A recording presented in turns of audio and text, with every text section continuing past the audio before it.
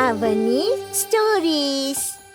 మల్లేపల్లి అనే గ్రామంలో అనసూయ అరవింద్ దంపతులు చాలా అన్యోన్యంగా జీవించేవారు. వారికి ఒకే ఒక కొడుకు సురేష్. అల్లారుముద్దుగా పెంచిన సురేష్ చదువులో ముందుండేవాడు. ఊరు విడిచి పట్నానికి వెళ్లి ఉన్నత విద్యను అభ్యసించాడు. తర్వాత ఒక మంచి సాఫ్ట్వేర్ కంపెనీలో ఉద్యోగం సంపాదించాడు. కొన్ని సంవత్సరాలు గడిచాయి. సురేష్ చదువు పూర్తి చేసి ఒక మంచి సాఫ్ట్వేర్ కంపెనీలో ఉద్యోగం సంపాదించాడు. ఒకరోజు సురేష్ తన ఊరికొచ్చాడు. సురేష్ వచ్చావా? ఎంతకాలమైందిరా నిన్ను చూసి. బావున్నావా సురేషు? ఉద్యోగం అది ఎలా ఉంది? నేను చాలా బాగున్నాను నాన్న. అమ్మా, నా ఉద్యోగం కూడా బాగుంది. మీకు శుభవార్త చెప్పడానికి వచ్చాను. ఏమిట్రా అది? నేను అవని అనే ఒక మంచి అమ్మాయిని ప్రేమించాను. త్వరలోనే మేమిద్దరం పెళ్లి చేసుకోబోతున్నాం. నిజమా సురేషు? ఎంత మంచి వార్త చెప్పావు. ఆ అమ్మాయి ఎవరో, ఎక్కడుంటది? మా అదృష్టం బండిందిరా. సురేష్ అవని గురించి చెప్పాడు.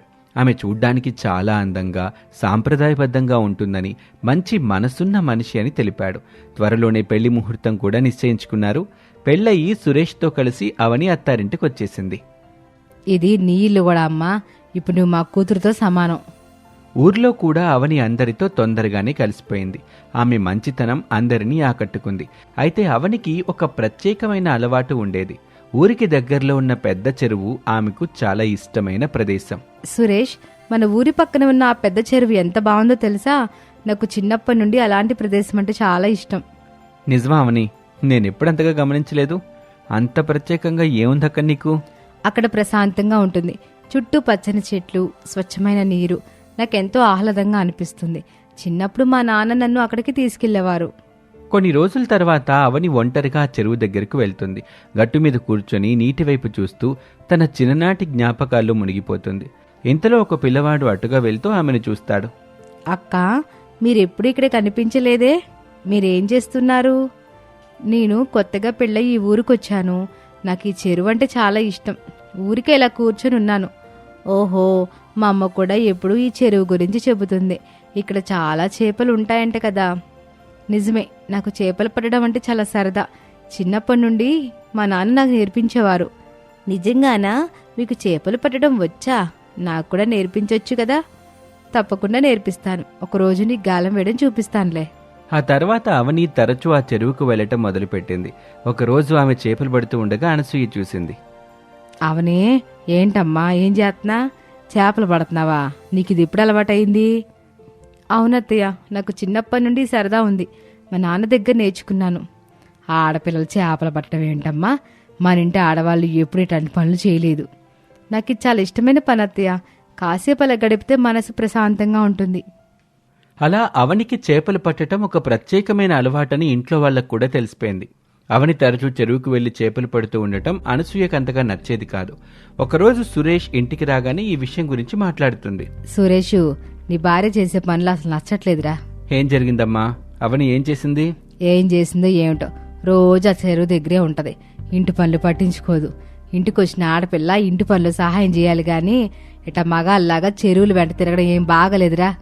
అమ్మా, అవనికి ఆ పనంటే చాలా ఇష్టం కదా. చిన్నప్పటి నుంచి అలవాటు ఉందంట. దానివల్ల తనకి కాస్త సమయం గడిచినట్టు కూడా ఉంటుంది కదా. ఇష్టం ఉంటే ఇంట్లో ఏదైనా పని చేసుకోవచ్చు కదా. ఊర్లో వాళ్ళు ఏమనుకుంటారో, కొత్త కోళ్ళు వచ్చిందేంటి, రోజు చేపలు పడుతుందని నవ్వుకుంటున్నారు. మన పరువు పోతుంది. ఇంతలో అరవింద్ ఇంట్లోకొచ్చాడు. అనసూయ మాటలు విని విషయం అర్థం చేసుకున్నాడు. అనసూయ, నువ్వెందుకంతలా ఆందోళన చెందుతావు? తనకిష్టమైన పని చేసుకుంటుంది కదా. దానివల్ల ఎవరికీ నష్టం లేదుగా. నష్టం లేదా? ఆడపిల్ల అలా తిరగడం మంచిగానే ఉందా? తనకి కాస్త విరామం దొరికినట్టుంటుంది. పైగా దానివల్ల ఎవరికి ఇబ్బంది లేదుగా. మనం ఊరోళ్ల గురించి ఎందుకు ఆలోచించాలి చెప్పు? మన ఇంట్లో అంతా సంతోషంగా ఉంటే అదే చాలు. సురేష్ కూడా తన తండ్రి మాటలకు మద్దతు తెలిపాడు. అవునమ్మా, దానివల్ల తనకు ఆనందం కలుగుతుంది కదా. తన ఆనందంలో మనమెందుకు అడ్డుపడాలి?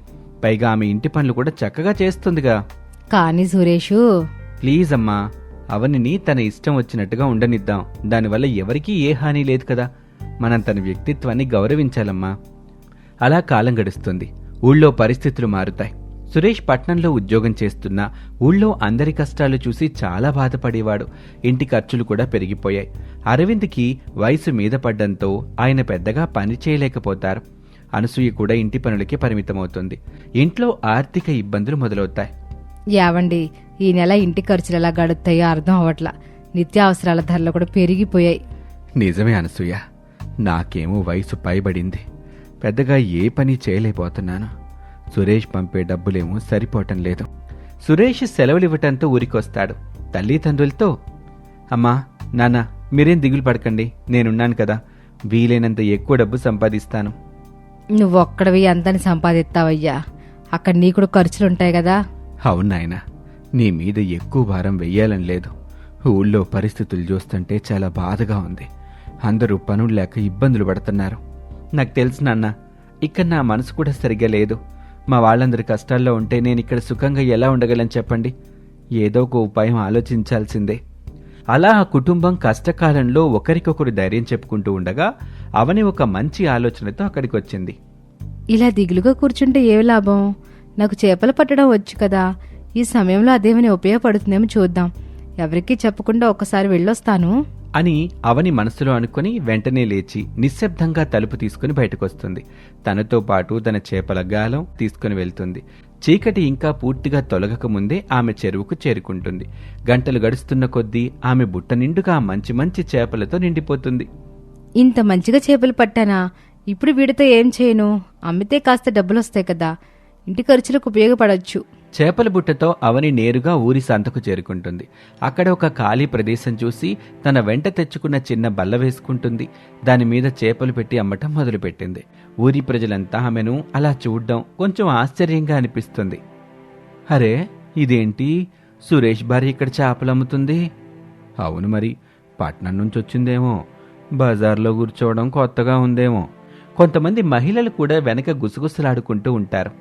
చూడు, చదువుకున్న కోడలు ఏం చేస్తుందో, ఇంటి పనులు వదిలేసి బజార్లో చేపలు అమ్ముకుంటుంది.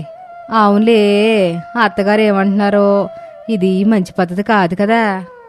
సాఫ్ట్వేర్ ఇంజనీర్ భార్య చేపలు అమ్ముతుంటే చూడముచ్చటగా ఉంది. అయితే కొంతమంది మాత్రం ఆమె ధైర్యాన్ని మెచ్చుకుంటారు. అమ్మాయి, నువ్వు చాలా మంచి పని చేస్తున్నావు. ఈ కష్టకాలంలో ఏదో ఒక పని చేసుకుని బతకటం గొప్ప విషయం. ఈ చేపలు చాలా తాజాగున్నాయే. ఎక్కడవమ్మాయి? మా ఊరి చెరువులోవమ్మా, ఇప్పుడే పట్టుకొచ్చాను. అయితే నాకు కిలో ఇయ్యమ్మా, తాజా చేపలు దొరకడం కష్టమైపోతుందే. కొంతమంది ఆమెను చూసి నవ్వుకున్నా మరికొందరు ఆమె కష్టాన్ని అర్థం చేసుకుని చేపలు కొనటం మొదలుపెట్టారు. అవని ఎవరి మాటల్ని పట్టించుకోకుండా తన పని తాను చేసుకుంటూ ఉంటుంది. మొదటి రోజు కొంచెం తక్కువగా అమ్మినా తర్వాత ఆమెకు మంచి గిరాకీ ఏర్పడింది.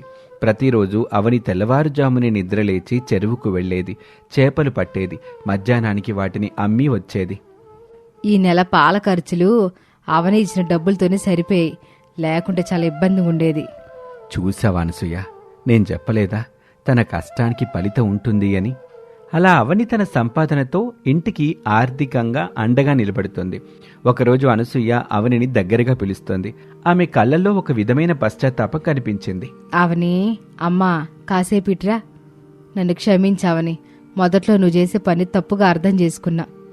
నువ్వు చేపలు పడ్డానికి వెళ్తుంటే ఎంతో కోపడదాన్ని. ఊళ్ళో వాళ్ళు ఏమనుకుంటున్నారని భయపడిపోయా. ఈ కష్టకాలంలో నువ్వే మమ్మల్ని ఆదుకున్నావమ్మా. నీ సంపాదన వల్లనే ఈరోజు మా ఇంట్లో పొయ్యి వెలుగుతోంది. అత్తయ్య, అలా అనకండి, ఇందులో క్షమించాల్సిందేమీ లేదు. కుటుంబం కోసం ఏదైనా చేయడంలో తప్పులేదు కదా. మీరు నన్ను మీ సొంత కూతుర్లా చూసుకుంటున్నారు. మీకోసం నేను ఎంత కష్టపడినా తక్కువే కదా. చూడనసూయ, నేనెప్పుడూ చెప్తూనే ఉన్నాను, మన కోడలు ఎంత తెలివైందో అని. తనకున్న నైపుణ్యాన్ని ఉపయోగించి మనందరికీ సాయం చేస్తుంది. నిజంగా అవని మనకు దేవుడిచ్చిన వరం. నిజమేనన్నా, అవని నిజంగా గొప్పది. తను కష్టపడే తత్వం, ఎలాంటి పరిస్థితులైనా ఎదుర్కొనే ధైర్యం చూసి నేనెప్పుడూ మురిసిపోతూ ఉంటాను. నా స్నేహితులతో కూడా తన గురించి గొప్పగా చెప్తూ ఉంటాను నాన్న. అవని ఒక ఆదర్శంగా నిలుస్తుంది.